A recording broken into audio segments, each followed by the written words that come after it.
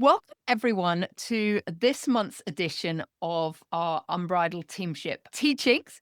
And today, our topic is Unite the Power Decision Velocity for Executive Teams.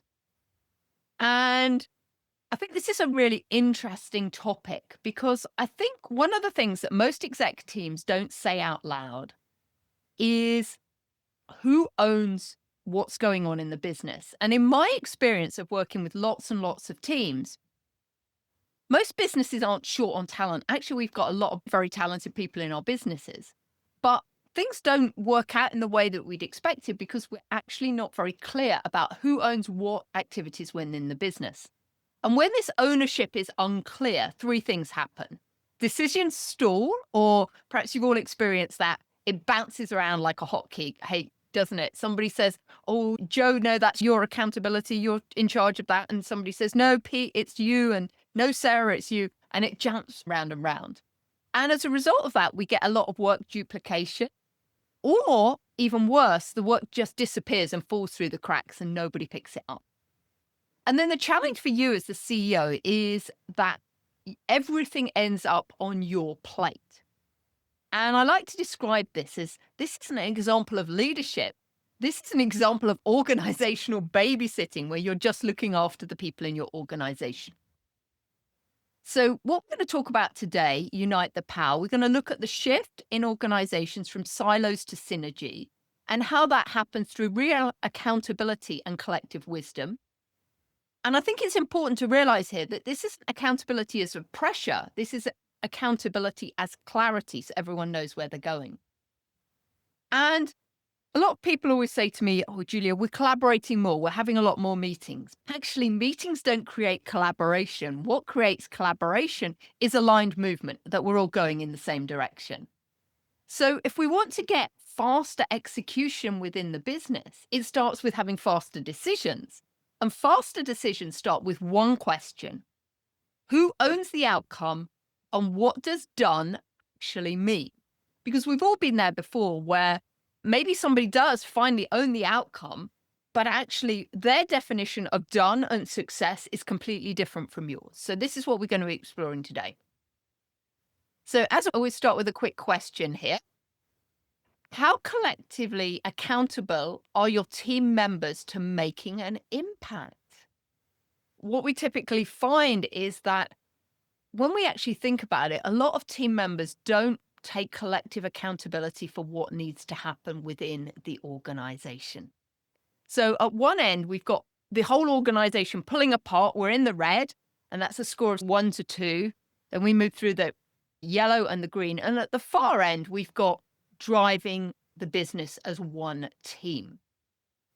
And I think it's really important that within organizations, we realize that in order to amplify our results, you've got to focus on ensuring every team member takes ownership of their contribution towards the shared goals. So this is one of the questions that we're always asking in our Unbridled Teamship Roadmap. Many of you will have seen this before. This is my model on how we create high-performing teams and create leadership that creates a lasting leadership impact. So today we're looking at the accelerator called Unite the Power. It's part of the lever of healthy curiosity when we're moving from compliance to candor. And we spent the last year, this is actually the 11th accelerator. When we do next months, we will have been around all 12 of them. So Unite the Power is really important because it is all about how do we move the organization from this compliance to candor within the organization. And this is how we create this high-performing team. Because I think the thing is that I've discovered working with teams is that teams typically don't have a capability problem, but what they do have is a decision drag problem. And in my experience, this decision drag, this inability to make decisions and take ownership, is nearly always an accountability issue. So this is where we're going to be moving today. So really, what is the problem going on in business right now? Because a lot of leaders that I'm working with, I think we can all agree they have to think fast, they have to move fast, and they have to adapt faster than ever before. We live in a world that is crazy busy, right? and things are always changing. So this is what our leaders need to do. But the problem that we're getting right now is that this pace at the top, the leadership pace of change, is outstripping the organization's ability to execute. So this creates this organizational drag because the team can't execute and then they get frustrated and then performance stalls. So we've got this invisible tension going on in business right now, where many companies have got this dilemma between having this leadership speed to be agile and adapt to everything that's going on, and comparing that to the organizational drag that's happening within the organization. So the question really often isn't, are the leaders moving too fast? It's really about, are the teams and your team members equipped to keep up with you? And I think it's really important when we think about this whole topic, that think about leadership speed isn't about rushing, because a lot of people think speed is about rushing. But for me, this leadership speed is about clarity, is about decisiveness and momentum. Because great leaders make quick, informed decisions. They set a compelling vision and they move with urgency, and they iterate based on feedback. And it's not about perfectionism, right? And as I said, we know this agility is crucial in a fast moving market. But speed alone isn't the competitive advantage if the organization can't match it. So, how do we know if we've got organizational drag happening in business? It's going to show up as that bureaucratic processes that slow down the decision making. We've got a lack of cross functional alignment going on. We've got loads of miscommunication. We've got overloaded systems and people. And actually, the more drag that we've got in the company, the harder it is to translate our vision into action.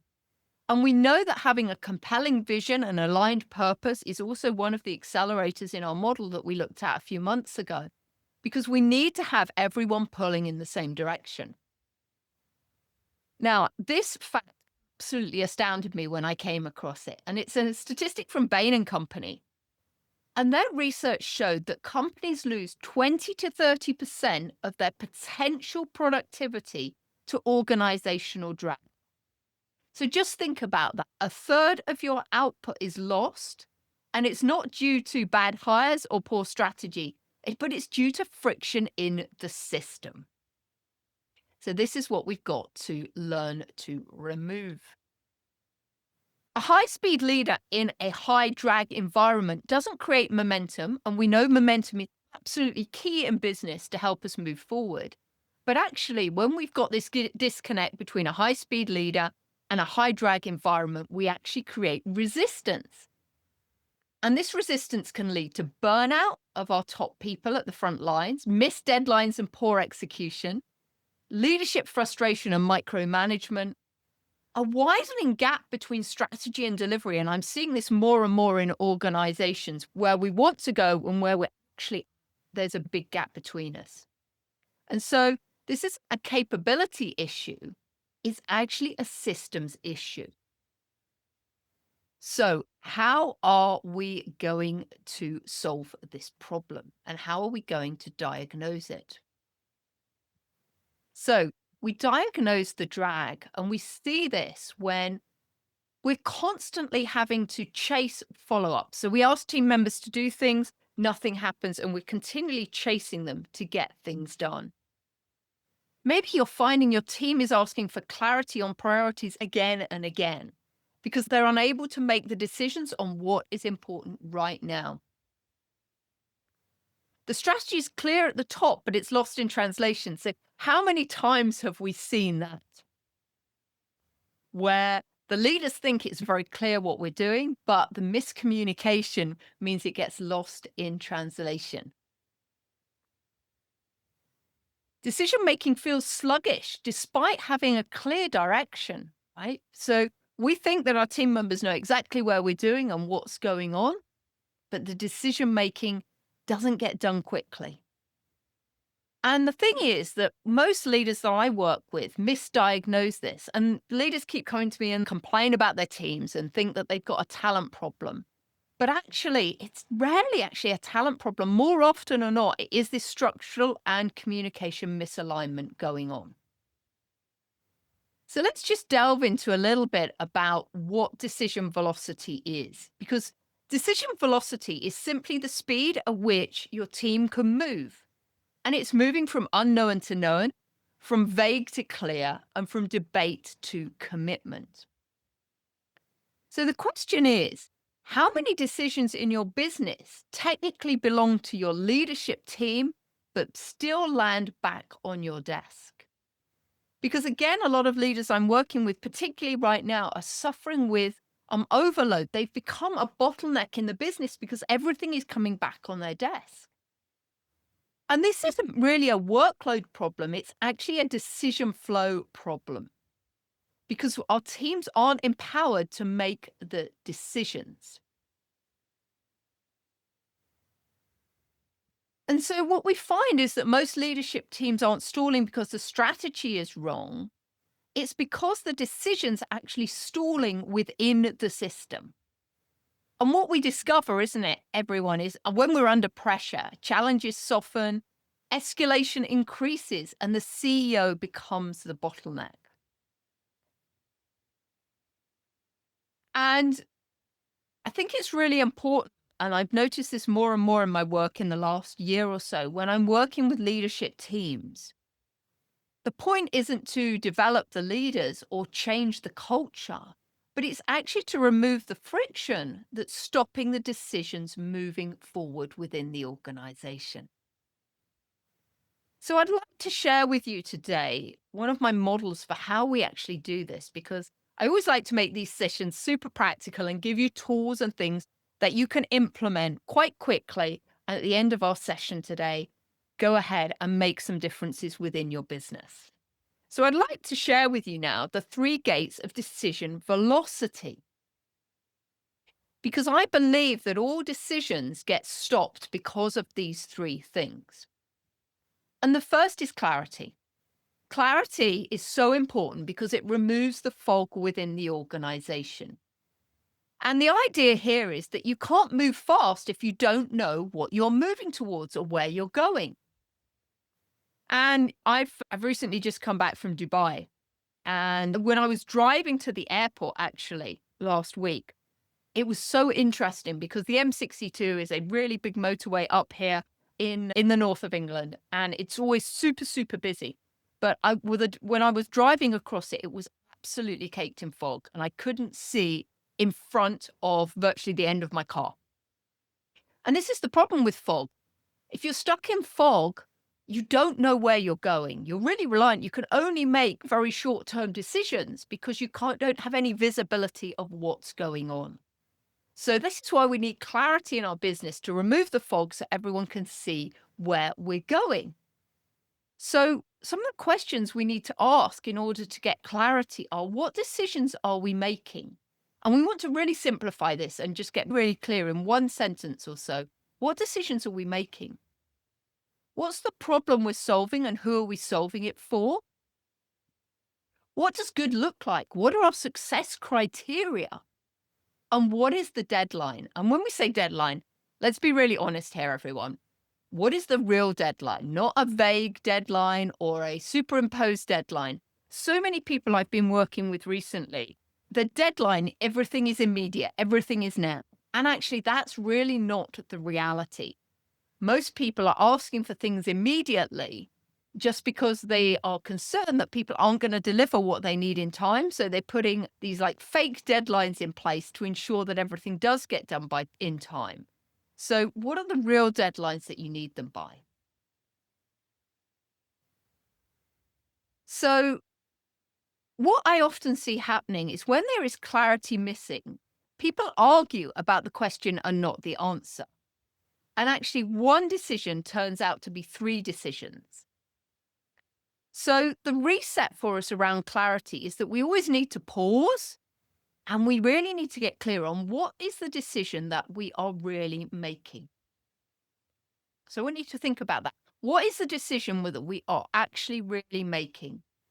Because most meetings, if we don't include this key question, they're failing because people don't have clarity on what is going on. And everyone's got a different opinion. So, really important that we get clarity from everyone. We provide the clarity about what we want to do, and we get clarity from everyone that they've actually understood what is going on. The second gate of the decision velocity matrix is ownership. And this is about naming the owner and reducing the crowd. Because collective wisdom is not collective ownership. So let me say that again. Collective wisdom isn't collective ownership. And this is where a lot of exec teams I work with get stuck the most, because everyone wants input, but nobody actually wants to take the accountability for the execution. And integrity is one of the key leadership skills that we need in order to ensure that everyone has this clarity about what is happening in terms of the ownership. So, in terms of ownership, we want to ensure that every single decision or every single project or outcome has one owner, really tight inputs, and then everyone else is informed. So, some of the questions we want to ask here is who owns the outcome? Who is that single person who is taking accountability? Who has input into that decision? And who needs to be informed? And that's everyone else.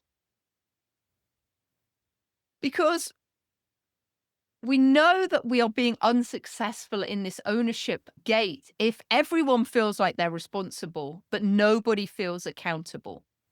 Decisions are made by committee and tasks get assigned, but the outcomes drift. So I think one of the important things to know about ownership as well is that in a lot of organizations that I'm working with, we work often in these matrix structures, right?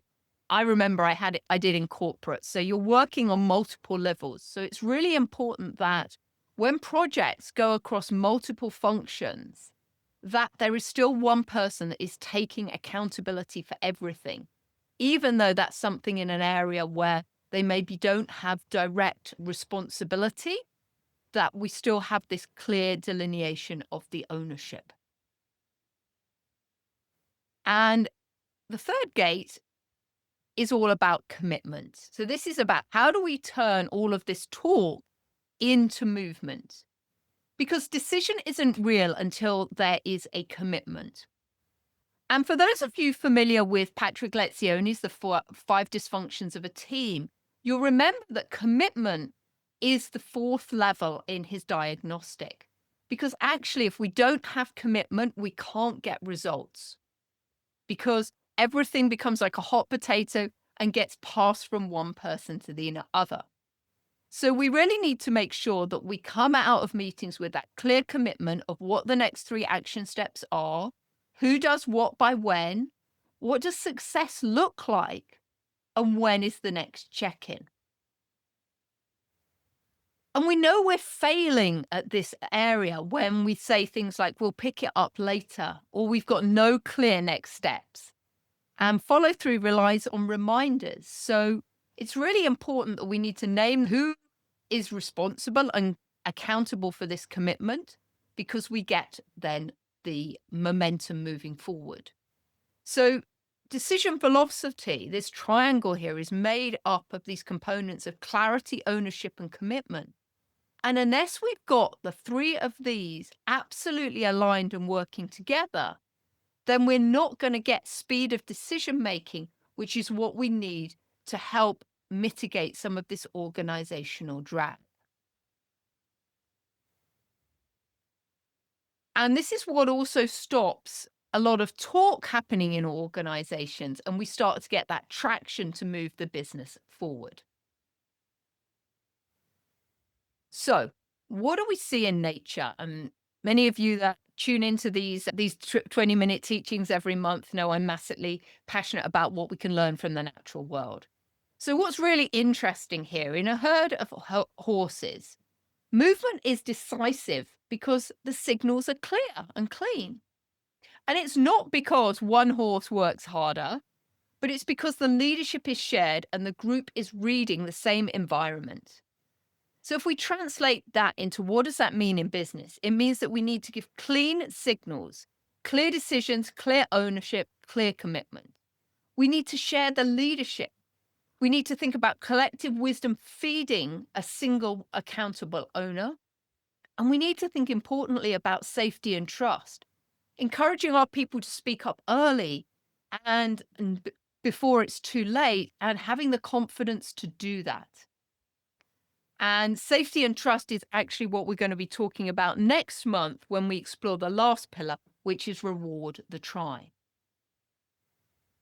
So, what I'd like to suggest here is that if the team is being way too polite and things are moving slowly, it might be because you've got compliance issues rather than a candor issue going on within the organization. So, how do we align speed with these systems? The first thing I'd suggest you do is you want to define a right speed culture. Because I think we can probably all agree that not every decision needs to be made at lightning speed. We need to build clarity around what moves fast and what can afford to be deliberate. And high team growth teams know the difference between urgent and important and how to act accordingly.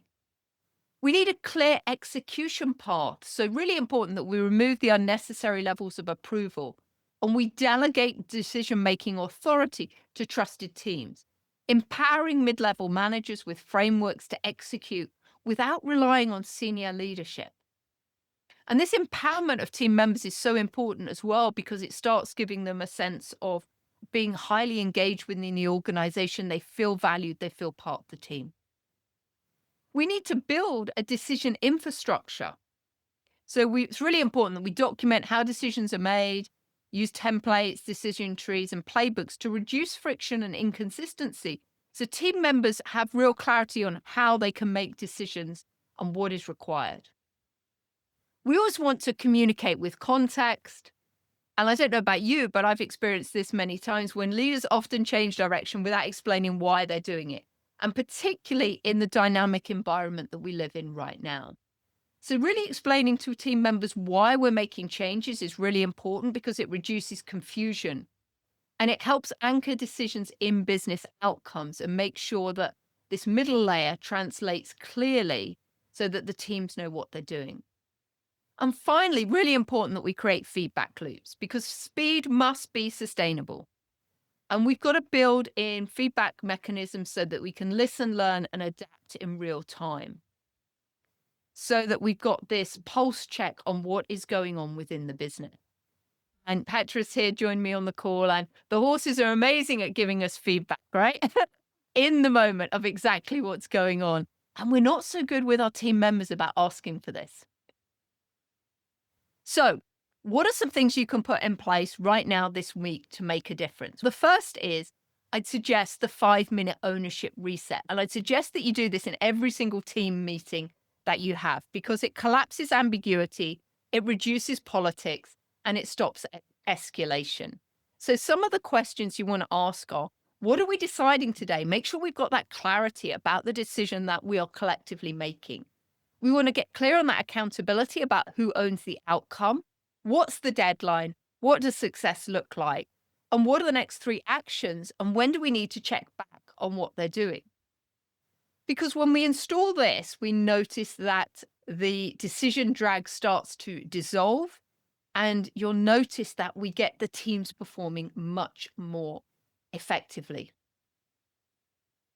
I'm just reading here what Mohammed's just written. Company culture allows mistakes which redirected to the right path as long as the learning happens. Yeah. So really important there, like you say, Mohammed, that we want to have a culture of experimentation within our organizations. Absolutely. And that's what Reward the Try that we're going to be talking about next month really talks about. Because if team members don't feel that they can experiment, then they don't try anything. And then they shut down and they don't take accountability for things. The other thing I want to share with you is the silo to synergy swap. And this, again, is really important because, as I said, particularly when we've got organizations in matrix structures, we want to ensure that one person is accountable for everything despite shared inputs from a lot of different areas within the organization. So, As I bring this to a close, I just want to think about this. You don't need more alignment sessions within your business. You need cleaner commitments. So if your vision is moving faster than your team can follow, you're not leading, you're actually outpacing the organization. So real leadership isn't about acceleration alone, but it's about this reducing drag, aligning direction, and building an organization that can sustain speed at scale. So you can move fast, but if the team isn't moving with you, nobody crosses the finish line. So here's my challenge to you for this week. Think of one hard decision that your team is currently dragging its feet on. And it's hard because nobody owns the outcome. So how can you think about what you can do to get somebody to own that outcome? Because that decision is leaking power in your business right now. So take that decision that needs to be made, run it through the three gates of clarity, ownership, and commitment, and figure out what needs to happen.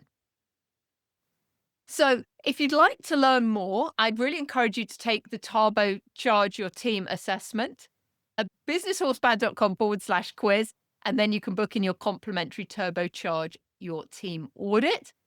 And also, please make sure you listen to us on the podcast at Impactful Teamwork or follow me on LinkedIn.